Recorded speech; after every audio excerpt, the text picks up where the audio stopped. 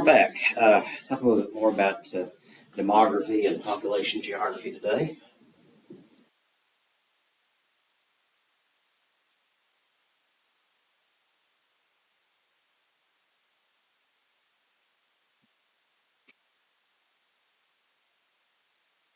Now, I got here just a few little concepts here with population growth, population dynamics, and some of the vocabulary behind it. We talked about the population pyramids last time. Among all that, looking at population growth, population change, looking at such things as rate of natural increase.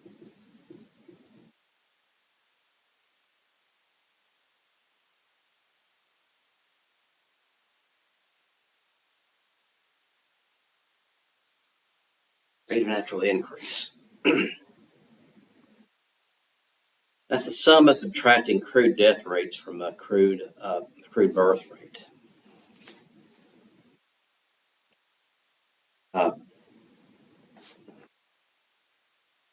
In here is basically natural, what is happening within the existing population. It doesn't count migration in it.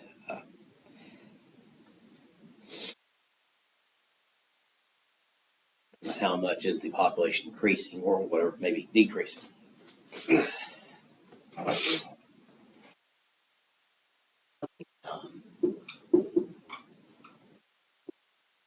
Just what it suggests, how long it takes for the population to double, given its current rate of growth.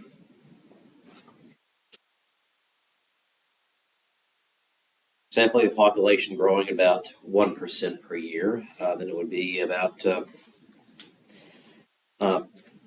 70 years.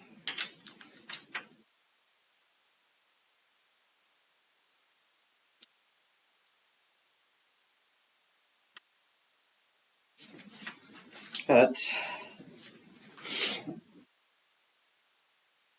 population increase, especially increasing so rapidly, 1970s, there was an idea called zero population growth.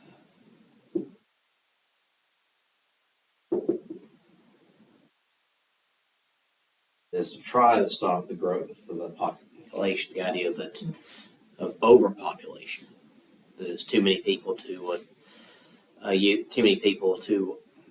many people in an area, so they're using up all the resources, no way to feed or house or provide enough fresh water. Zero population growth movements in the 1970s trying to bring population growth to zero to stabilize resource use. But of course, the problem would be that creates a population that can create the population to increase the median age.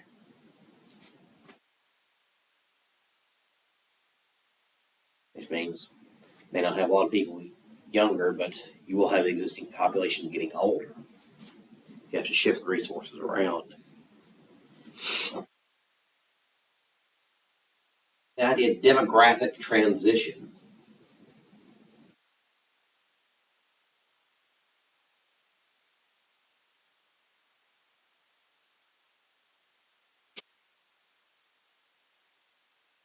So charts that show changing levels of human fertility and mortality,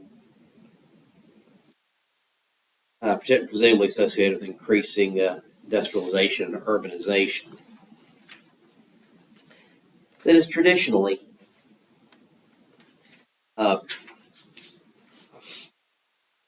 rural areas, people had very large families to help with work, but not as many large families when they get into the city. That can often be reflected in a society's changing demographic trends, changes in birth rates and so forth. So these demographic steps, as they're called, by some scholars, have been described this way.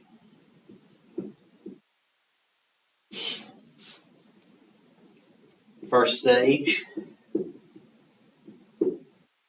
high birth rates, fluctuating death rates.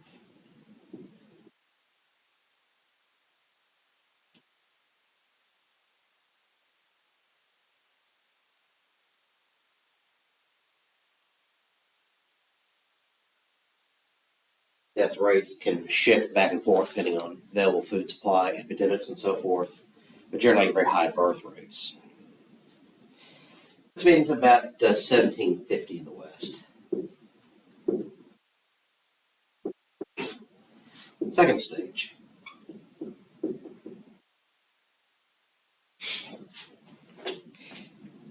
Where you have declining death rates, but still very high birth rates.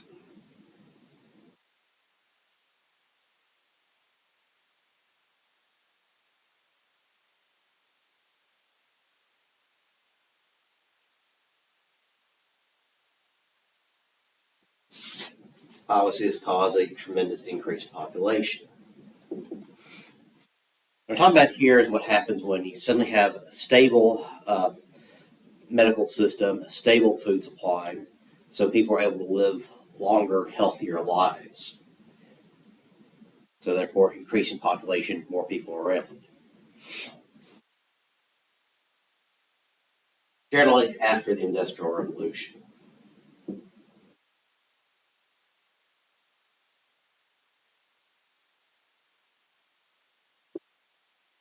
Especially in the 1800s.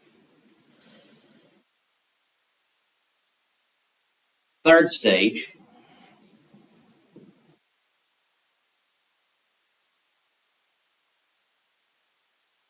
Family planning leads to falling birth rates.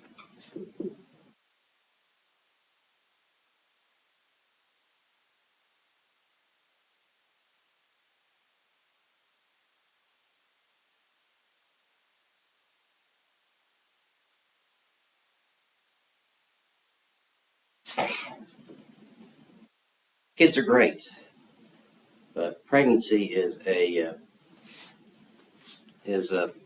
not an easy thing to go through. I have 6 kids. I've seen it happen. I've seen what happens when women get pregnant and go through it. It's like I say, it's not always a very comfortable thing, but so a lot of women don't want to have a lot of kids. Some women don't want to have any. Some men don't want to have kids. Okay, it's about freedom of choice. And with family planning techniques, such as the classic rhythm method or whatever, couples were able to control how many kids they would have.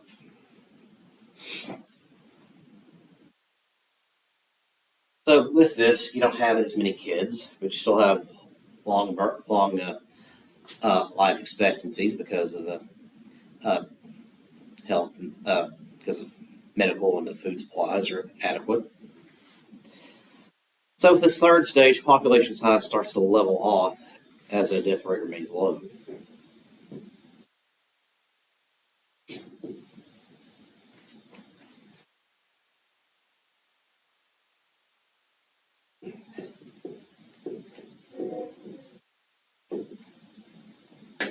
The death rate remains low.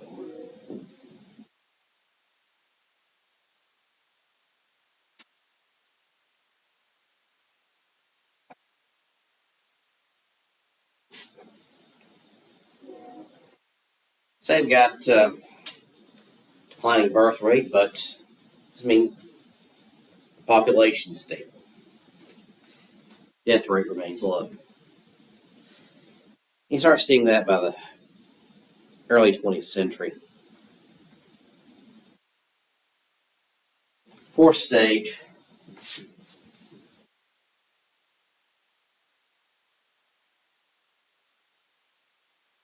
This is considered to be the final stage of the classic demographic transition. Very low birth rates and death rates.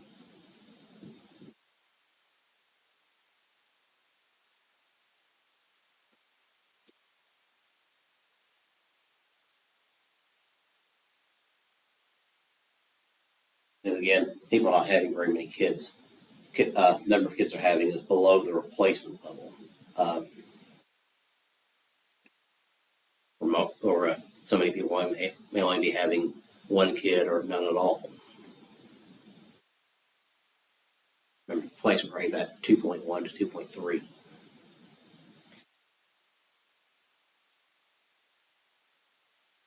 So even this fourth stage may have a very slight increase in population, but it's generally staying flat. The doubling time could be measured in centuries. But also the population ages. Some nations leads to the population starting to decline because you just don't have the children to replace the uh, older population as it dies off, as the older people die off. Again, below replacement level. And the fifth stage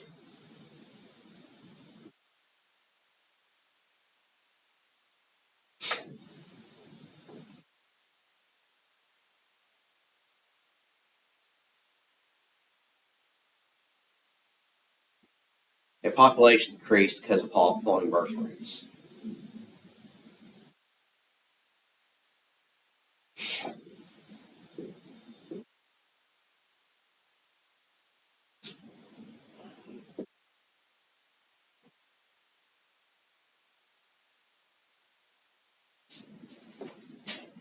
And falling population.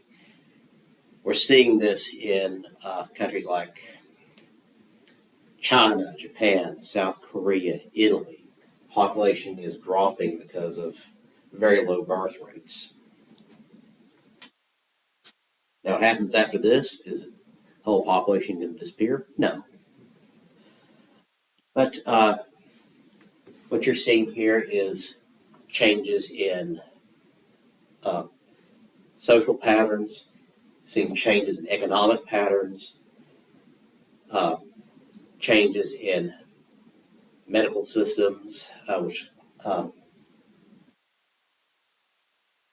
which include contraception, family planning, and just regular health care that allows people to live long lives, whether they have kids or not.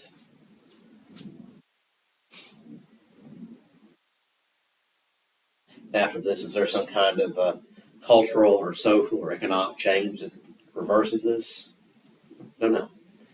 Is everyone destined to go through this? We don't know. This is just what some scholars look at.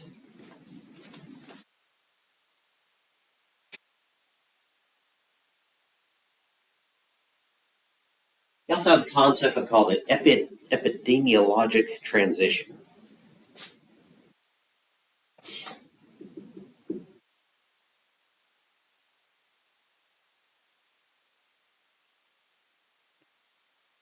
It starts around 1860, give or take. That's called the mortality revolution. Sudden dramatic increase in life expectancy because of available medication, health care, and so forth.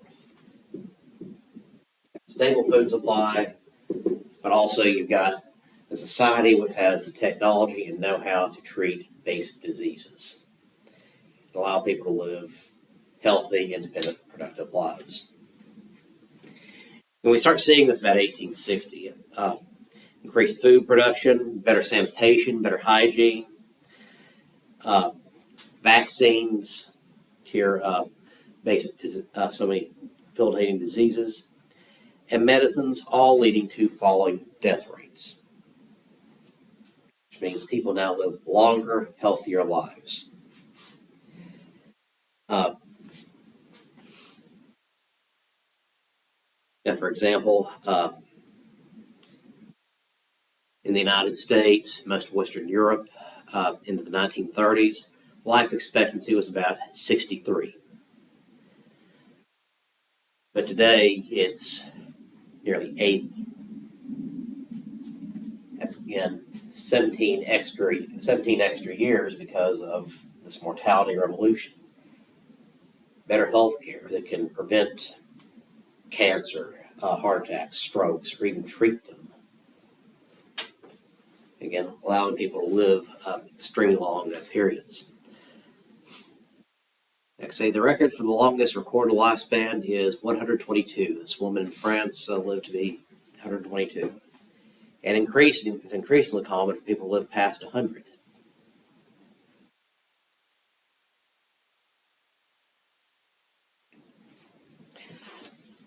Now, world population, of course, is distributed unevenly.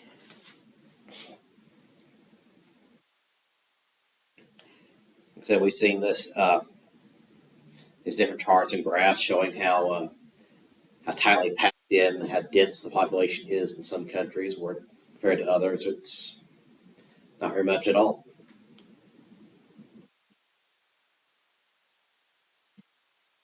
Now, where do people live? Just over half people in the world live in rural areas, so it's outside of city limits.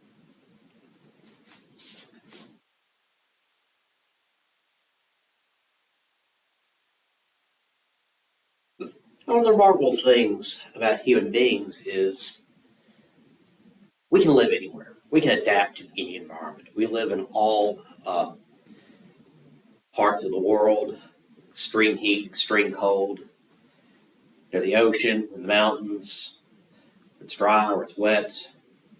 So we aren't limited to very narrow a habitation zone like some animals are. We can go anywhere. We can adapt very well. The adaptability of human beings has been an extraordinary advantage for us as a species. So where do people live? About half in rural areas.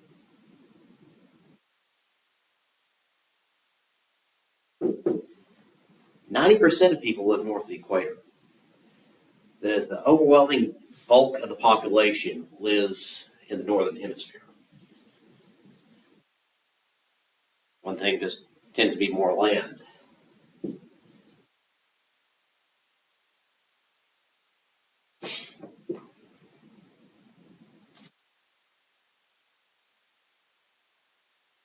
But of that,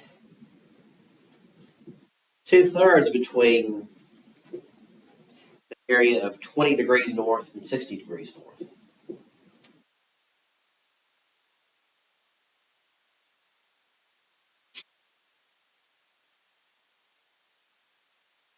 Basically, this area right here, 15 degrees, 20 degrees north to about 60 degrees north. A little zone right in here. So about two-thirds of the world lives. That includes the United States, the bulk of Canada, uh, Europe, Russia, uh, large portions of Asia, including China, India.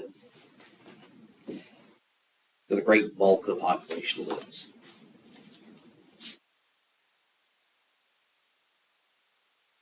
Typically, people live in the lowland areas.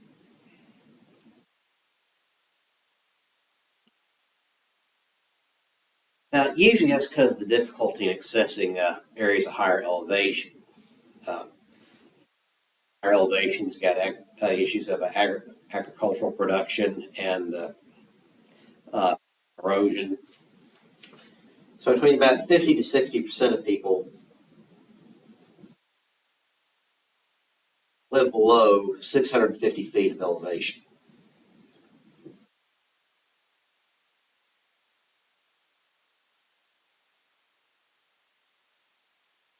Now, right, Arkansas, for example, is about 210 feet above sea level. And we're hundreds of miles inland. 80% of the population lives below 1,650 feet.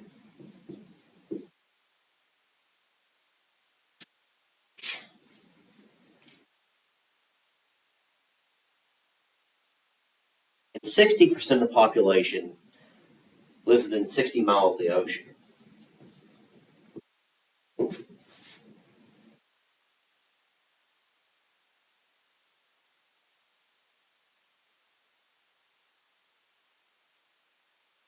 So if you describe a habitat for what human beings live, or prefer to live, I live in northerly climates, mid latitudes, generally within 60 miles of an ocean.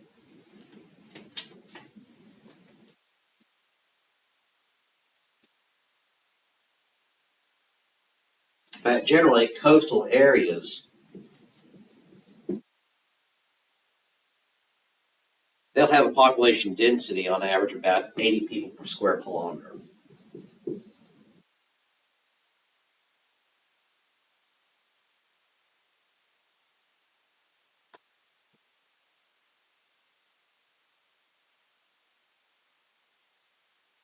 Now, four particular areas have the greatest clusters of population on Earth.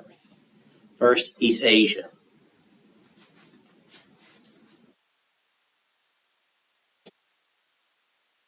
What is this here?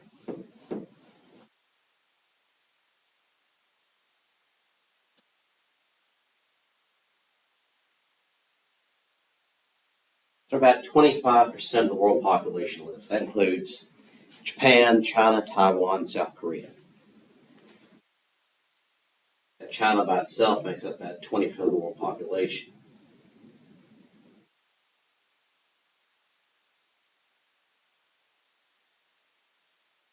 But altogether, East Asia makes up a quarter of the world population.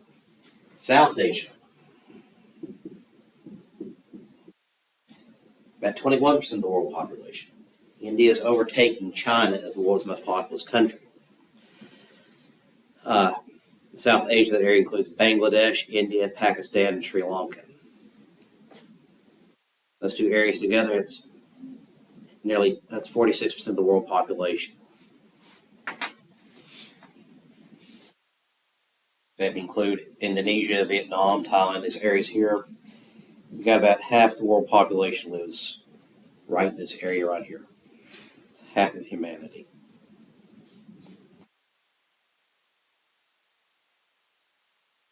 In Europe, about 1 in 8 people in the world live there.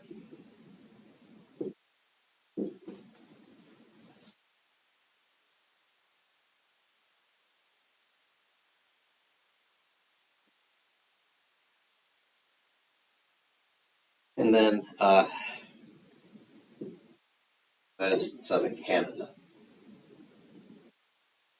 30 million people in the United States, about 40 million people in Canada. But again, most people, about 90% of the Canadian population, lives within 100 miles of the United States.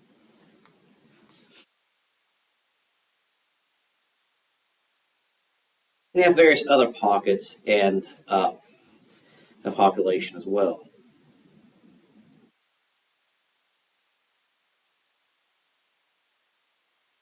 You have the idea of Ecumena. This is the permanently uh, settled areas of Earth.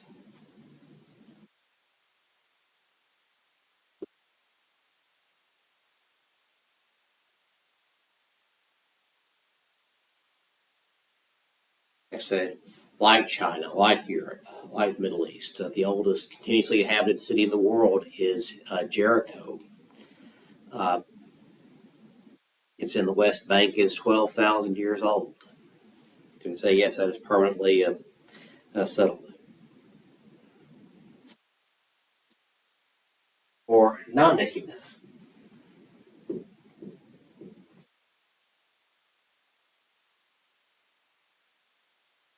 It's the uninhabited or sparsely inhabited areas. Ice caps, many areas of the tundra of North Asia, North America. That's about 35 to 40% of the land surface on Earth. Antarctica. Uh, you do not have a permanent population in Antarctica. You have a few researchers go in there for a short time. They rotate in and out. Also, you have desert areas like the Sahara. You don't have a lot of people living in the hottest deserts in the world. There's a lot of areas where people they could live, but they just choose not to.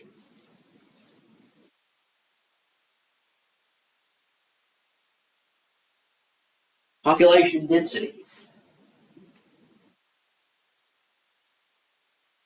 Like we discussed,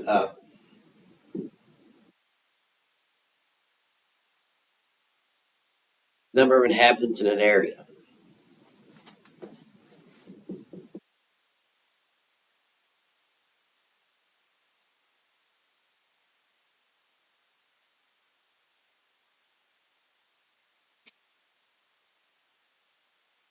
That is population divided by square footage.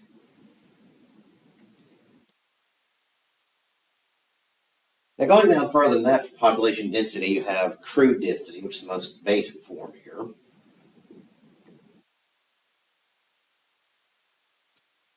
It's also called arithmetic density. Basically, people per area.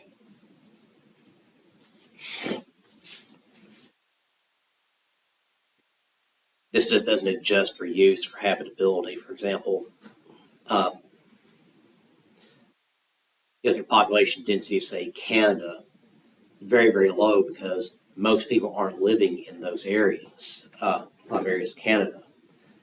But if you go to very specific areas, they'll have a very high population density, like larger cities like Vancouver or Toronto or Ottawa or Montreal.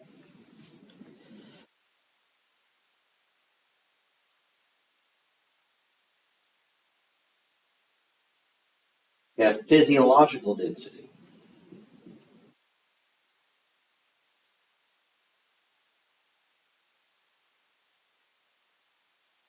As population divided by arable land.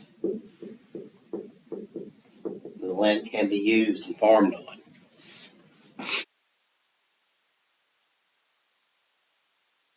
Cultural density. Because land is arable doesn't necessarily mean you're living on it.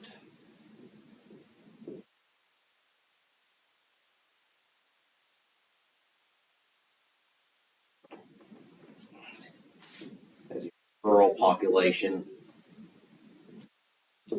over land.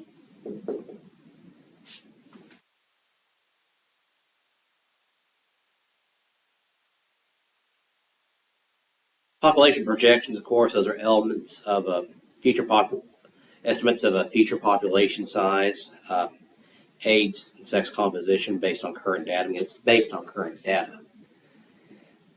It could change one way or another, go up or go down over time. Usually installed in three estimates: your high level, your medium level, and your low level. Which always falls into one of those categories. Homeostatic plateau.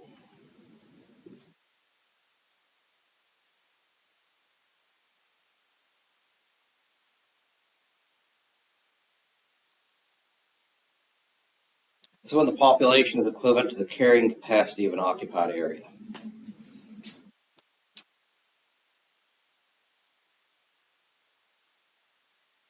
Now, a lot of thought's been given into the idea of overpopulation. Some believe that technology can allow for very high numbers of people in an area. That is, with advances in new farming techniques, building techniques, we can maximize food production. We can maximize living space. There was a thinker in the 1700s named Thomas Malthus. He's looking at animal populations and recognized a correlation between population and available food. That is, the population of animals in a particular area gets larger and larger. They consume more and more resources, more and more food. Gets to a point where they don't have any food left, and the population starts to starve off and die. And then the population drops to a particular point where it starts all over again.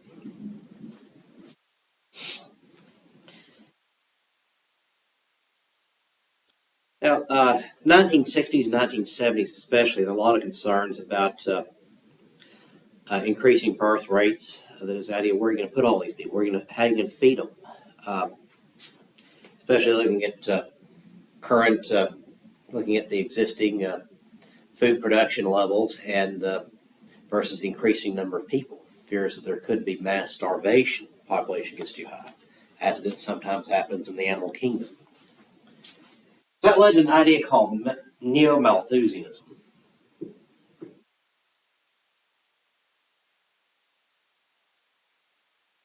In the 1960s, 1970s, Again, efforts to reduce birth rates as mortality rates fell. Again, the zero population growth movement was part of that. And give you some examples here. Contraception, family planning. Singapore in 1965 had a fertility rate of 4.9. By 1986, down to 1.7, but below replacement levels.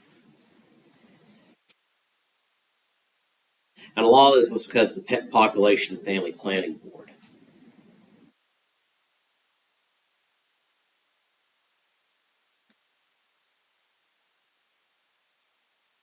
And a lot of areas that have a lot of resistance to based on traditional attitudes about family size and birth control. Like I say, birth control, contraception, that's a very personal, very touchy subject to a lot of people for all sorts of reasons, religious and cultural beliefs among them.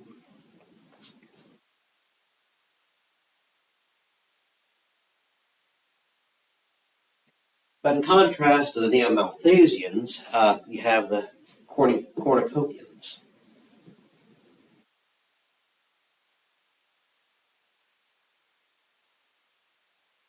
Kind of emerged in the 1980s, the idea that population growth was seen as a stimulus to development. The human minds and skills are the world's ultimate resources, that more people will figure it out. What will ultimately happen with population? Who will live where? Who will do what? How long will we live? Hard to say. But again, it's anything with science, population, anything else, just look at the numbers. Look at the trends. That's it. Look for the facts. That's our presentation.